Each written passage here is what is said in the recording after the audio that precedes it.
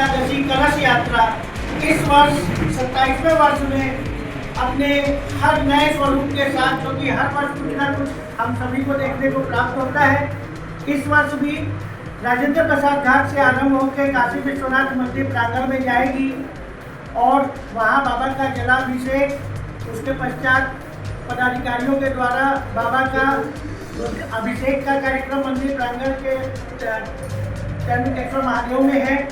साथ ही गर्भगृह में अपने सभी लोग समिति के जलाभिषेक भी करेंगे और आगे की सारी रूपरेखा के लिए हम निवेदन करेंगे उमाशंकर जी से कि आप सबको अवगत कराएं। धन्यवाद। पत्रकार बंधुओं का बहुत स्वागत, अभिनंदन। ये आप सबके सहयोग से, पूरे काशी वासियों के सहयोग से 28वीं कलश यात्रा है। कांची कामकोटि पीठाधीश्वर जगतगुरु शंकराचार्य जी की प्रेरणा से 1999 में ये कलश यात्रा प्रारंभ हुई थी।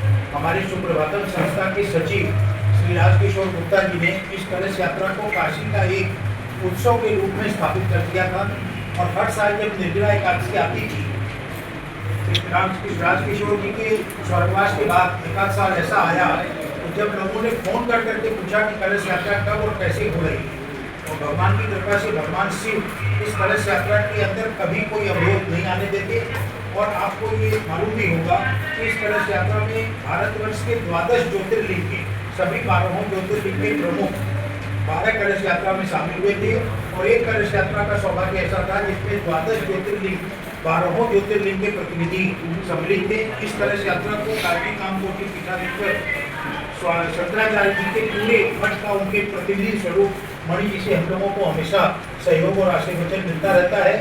काशी बाबा विश्वनाथ की नगरी है और एक ऐसा उत्सव साल में जरूर होना चाहिए जो बाबा विश्वनाथ को समर्पित हो और काशी की जनता की तरफ से होना चाहिए। इस उत्सव में ऐसा नहीं है कि अग्रवाल समाज का है, मारवाड़ी समाज का, मैत्री समाज का है, ये पूरा का पूरा काशी की जनता का है और काशी का जन जन जिसमें शिव विराजमान है।